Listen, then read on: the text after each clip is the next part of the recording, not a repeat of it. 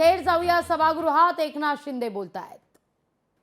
बहिणींचा आहे, हा लाडक्या भावांचा आहे आणि म्हणून मला मिळालेला हा पुरस्कार मी नानाभाऊ महाराष्ट्राच्या जनतेला मनापासून अर्पण करतो।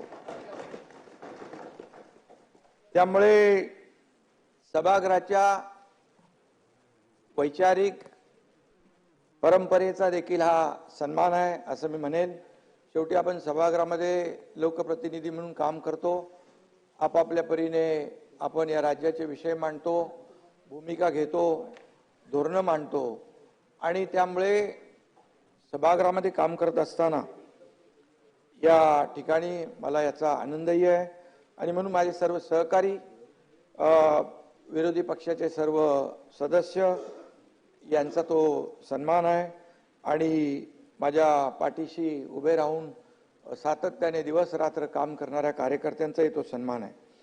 खरं म्हणजे अध्यक्ष महोदय, वंदनीय बाळासाहेब ठाकरे यांचं हिंदुत्व आणि जे काही 80% समाजकारण 20% राजकारण, धर्मवीर आनंद दिघे साहेबांनी दिलेली जी काही शिकवण आहे, या शिकवणीनुसार मी गेले अनेक वर्ष, जवळपास 40 वर्ष काम करतोय आणि त्यामुळे तुकोबांच्या नावाचा पुरस्कार हा या संस्काराचा एक भाग आहे असं मी म्हणेन।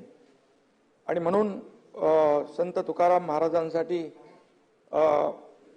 प्रत्यक्ष परमेश्वराने पुष्पक विमान पाठवलं। देऊच्या पवित्र भूमीमध्ये महाराज तुकाराम महाराज सदेह वैकुंठाला गेले। या दैवी घटनेला 375 वर्ष पूर्ण होत असताना त्याच दिवशी अध्यक्ष महोदय हा पुरस्कार दिला, हे मी माझं भाग्य समजतो। आणि खरं म्हणजे छत्रपती शिवाजी महाराज तुकोबांच्या दर्शनाला ज्या पावन भूमीत जायचे, त्या भूमीमध्येच हा पुरस्कार स्वीकारण्याची संधी मला मिळाली, हे देखील माझं भाग्य आहे। जनता जनार्दनाची सेवा करण्यासाठी मिळालेला हा जगद्गुरू संत तुकाराम महाराज पुरस्कार मी त्या दिवशी नम्रपणे स्वीकारला आणि या पुरस्कारासाठी माझ्यासारख्या सर्वसामान्य कार्यकर्त्याची निवड केली।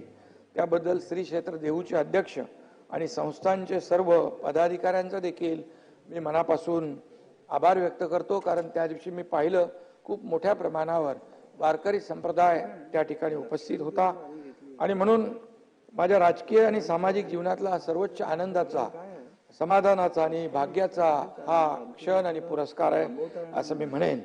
त्यामुळे आपल्या आता आणखी या पुरस्कारामुळे चंद्रकांत दादा जबाबदारी आणखी वाढलेली, अनेक पुरस्कार मला मिळाले, परंतु हा जो पुरस्कार आहे हा सगळ्यात आनंददायी महत्वाचा पुरस्कार आहे। आणि मी काय काय केलं ते तुम्ही सांगितलेलं आहे। वारकऱ्यांसाठी मग पंढरपूर असेल, देऊळ अंधे असेल, इतर आपली जी काही क्षेत्र आहेत त्या ठिकाणी धार्मिक क्षेत्र आहेत त्या ठिकाणी आपण जे जे काय करतोय, पंढरपूरच्या वारीत देखील पाहिलं की मी मुख्यमंत्री म्हणून नाही, ते कार्यकर्ता म्हणून त्या ठिकाणी काम केलं आणि आपल्या वारकऱ्यांना कुठलाही त्रास होऊ नये, त्यांची कुठेही गैरसोय होऊ नये यासाठी देखील आपण लक्ष दिलं आणि म्हणून खऱ्या अर्थाने या पुरस्कार रूपी आशीर्वादामुळे आपले सर्वसामान्यांचं सरकार आहे। मी स्वतःला पूजेच्या वेळेत देखील दर्शन सुरू ठेवलं, म्हणजे दर्शन एकही सेकंद बंद ठेवलं नाही।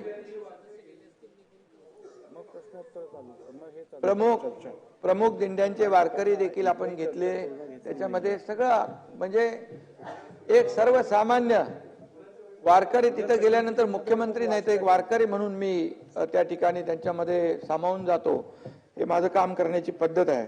आणि म्हणून या आशीर्वादामुळे मी कॉमन मॅन समजतो स्वतःला, आता नानाभाऊ कॉमन मॅनला आपल्याला सुपरमॅन करायचं आहे आणि त्यामुळे नक्की अशा भावनेने काम करतात। मी सर्वसामान्यांचं सरकार म्हणालो म्हणून सर्वसामान्यांचं सरकार म्हणून सर्वसामान्यांच्या जीवनामध्ये बदल घडवणं म्हणून तर आपण या सर्व लोकाभिमुख कल्याणकारी योजना केल्या। एकीकडे विकास प्रकल्प आपण पुढे नेले, दुसरीकडे कल्याणकारी योजना केल्या आणि आता जे काही लँडस्लाइड मॅन्डेट या राज्यातल्या जनतेने दिलेला आहे त्यामुळे जबाबदारी आणखी वाढली आहे। आम्ही सत्ताधारी जरी असलो तरी सत्ताधारी आणि विरोधी पक्ष ही रथाची दोन चाकं आहेत, तरी त्यामुळे आपण राज्याच्या विकासामध्ये एकमेकाला हातात हात घालून काम करूया आणि खऱ्या अर्थाने